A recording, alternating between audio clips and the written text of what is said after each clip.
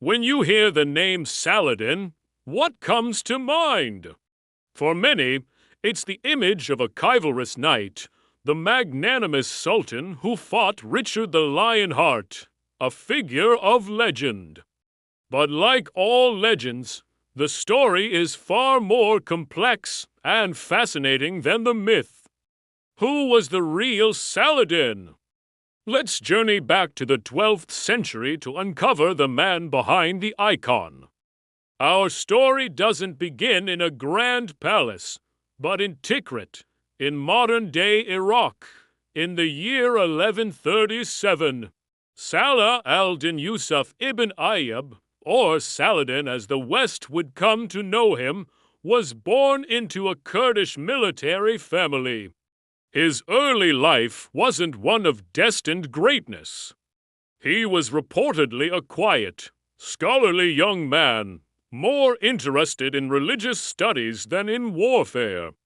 He preferred studying the Quran to practicing with a sword.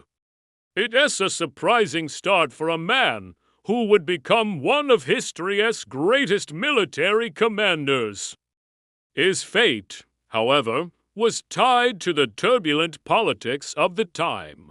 The Crusader states had been established in the Holy Land for decades, a thorn in the side of the Muslim world, which was itself fractured and divided. Saladin's uncle, Shirkuh, was a prominent general serving Nur al-Din, the powerful ruler of Syria. It was under their tutelage that Saladin's journey truly began. He was reluctant at first, but duty called. In his late 20s, he accompanied his uncle on a series of complex military campaigns in Egypt. These campaigns were a trial by fire.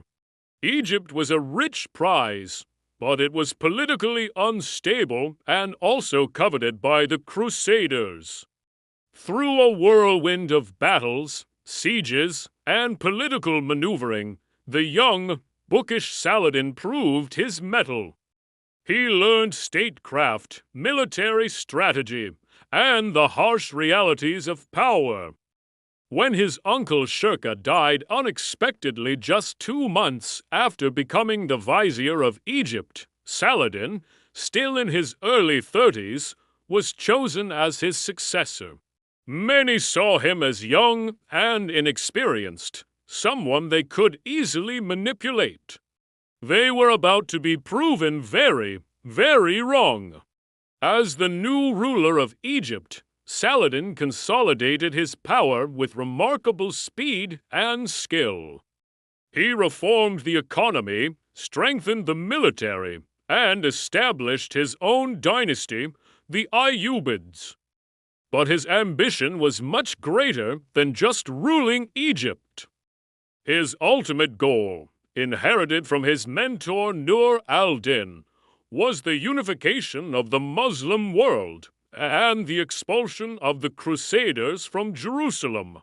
This wasn't just a political goal, it was a sacred mission, a jihad in its truest sense, a struggle to restore what he saw as rightful Islamic sovereignty. For the next decade, Saladin worked tirelessly to bring Syria, northern Iraq, and other territories under his control, often fighting against fellow Muslims to achieve this unity. This is a part of his story that the legend often omits. He was a pragmatist, a brilliant politician who knew that to face a common enemy, he first had to unite his own fractured house. He used diplomacy when he could and force when he had to, slowly but surely building a powerful empire that would finally encircle the Crusader kingdoms. By 1187, the stage was set. Saladin had assembled a massive, unified army. The Crusader states, in contrast, were internally divided and led by the arrogant and reckless Guy of Lusignan, the king of Jerusalem. Saladin cleverly lured the Crusader army away from their water sources and into the open, arid plains near the Sea of Galilee. The place was called the Horns of Hattin. It was a strategic masterstroke. On a scorching July day, the Battle of Hattin commenced. Exhausted, dehydrated, and tormented by the heat, the Crusader knights were no match for Saladin's disciplined forces. The battle was a catastrophic defeat for the Crusaders. Their army was annihilated, and for the first time, a large piece of the true cross, their most sacred relic, was captured. King Guy himself was taken prisoner. In a famous, or perhaps infamous, moment, Saladin offered the captured king a cup of iced water as a sign of hospitality. But when Guy passed the cup to the notorious Crusader lord, Reynold of Chatillon, a man despised for breaking truces and attacking pilgrim caravans, Saladin's demeanor changed. He made it clear the gesture of mercy did not extend to Reynold. For his past crimes, Reynold was executed, a stark reminder that Saladin's chivalry had its limits. With the main Crusader army destroyed, the path to Jerusalem was open. City after city surrendered to Saladin. And then he stood before the walls of the holy city itself. After a brief siege, Jerusalem surrendered on October 2, 1187. The moment the Muslim world had dreamed of for 88 years had finally arrived. Now, here is where the legend of Saladin's magnanimity was truly forged. When the first Crusaders had taken Jerusalem in 1099, they had mercilessly slaughtered its inhabitants, Muslims, and Jews alike in a city-wide massacre. The world braced for a similar revenge. But Saladin chose a different path. He forbade any killing or looting. He allowed the city's Christian inhabitants to ransom themselves for a small fee, and those who couldn't pay were, in many cases, allowed to leave anyway. He even provided guards to escort them safely to Christian-held territory. This act of mercy and clemency stood in stark contrast to the brutality of the First Crusade and earned him respect and admiration, even from his enemies. It cemented his reputation in Europe as a noble and chivalrous ruler. The fall of Jerusalem sent shock waves through Europe and triggered the Third Crusade, led by the most powerful kings of Christendom, including the legendary Richard the Lionheart of England. The clash between Saladin and Richard is the stuff of epic tales. For 2 years, these two brilliant commanders, two titans of their age, battled for control of the Holy Land. They fought fiercely at Acre, at Arsuf, and Jaffa. They were adversaries, but they also developed a mutual respect.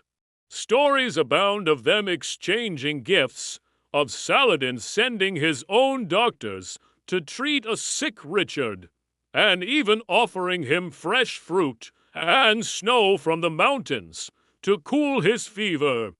While some of these tales might be exaggerated, they speak to a shared code of conduct between these two warrior kings. In the end, neither could achieve a decisive victory.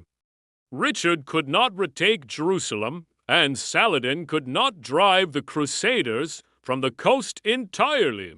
Exhausted, and with pressing matters at home, Richard negotiated the Treaty of Jaffa with Saladin in 1192.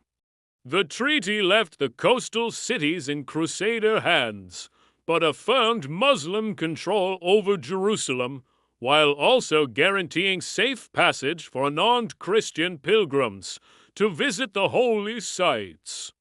It was a pragmatic compromise.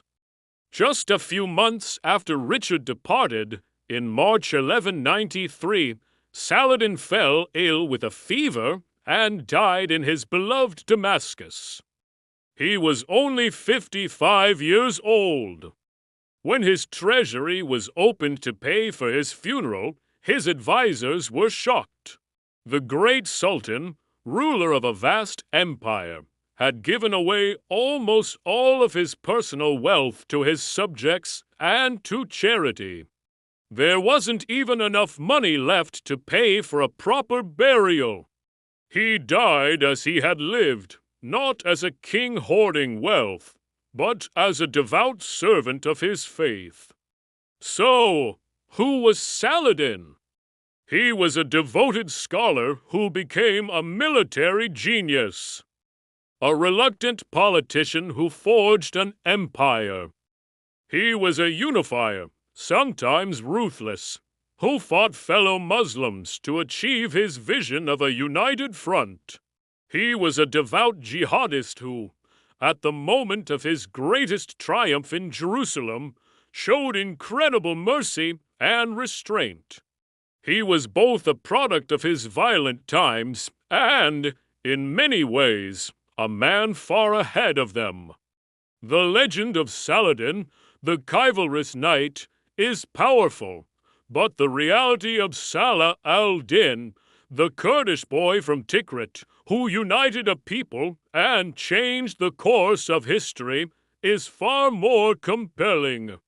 He was a man of deep faith, strategic brilliance, and a surprising capacity for both ruthlessness and mercy. And that complexity is what makes him one of the most enduring and fascinating figures not just in Muslim history, but in the history of the world. Thank you so much for watching. If you enjoyed this journey into the past, don't forget to like, share, and subscribe for more deep dives into history's most incredible stories. See you next time.